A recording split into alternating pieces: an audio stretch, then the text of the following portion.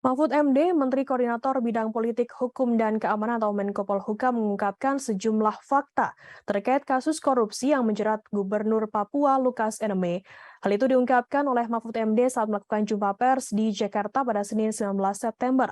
Mahfud MD mengungkapkan latar belakang Lukas ditetapkan sebagai tersangka, yang menjelaskan ada laporan Pusat Pelaporan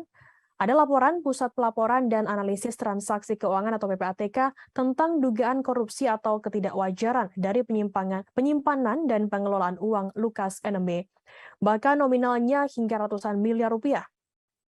Mahfud menjelaskan saat ini rekening atas nama Lukas NMB dengan nominal uang sebesar 71 miliar rupiah sudah diblokir.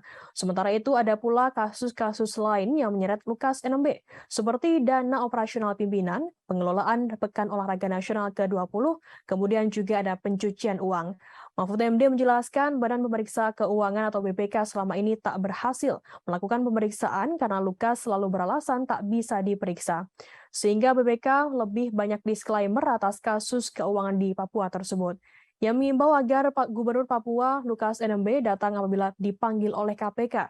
Jika tak cukup bukti, kata Mahfud, pihaknya menjamin akan dilepas dan dihentikan. Namun, jika cukup bukti, Lukas NMB harus mempertanggungjawabkan perbuatannya di depan hukum. Akan kami tampilkan Tribuners keterangan dari Menko Polhukam Mahfud MD.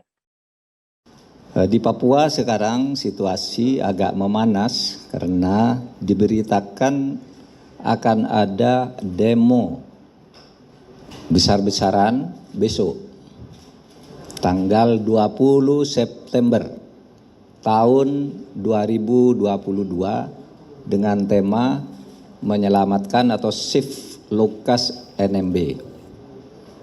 Latar belakangnya karena Lukas NMB sebagai gubernur itu telah ditetapkan sebagai tersangka oleh KPK beberapa waktu yang lalu dan sekarang merasa terkurung di rumahnya, di rumah gubernur.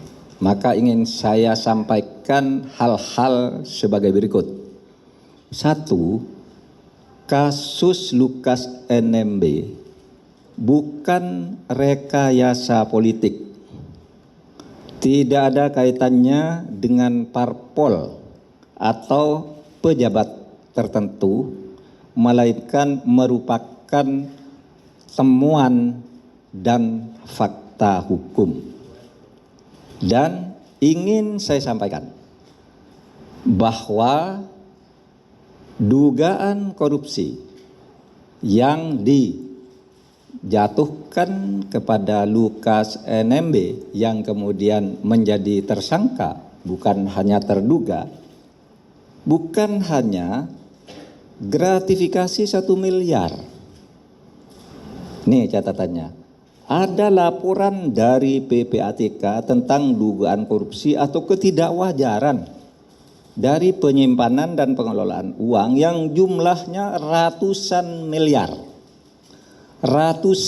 miliar dalam 12 hasil analisis yang disampaikan ke KPK.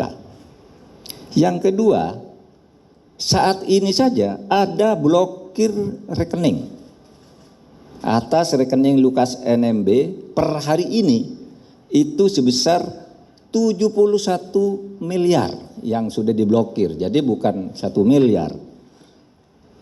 Yang ketiga, ada kasus-kasus lain yang sedang didalami tetapi terkait dengan kasus ini, misalnya ratusan miliar dana operasional pimpinan, dana pengelolaan PON,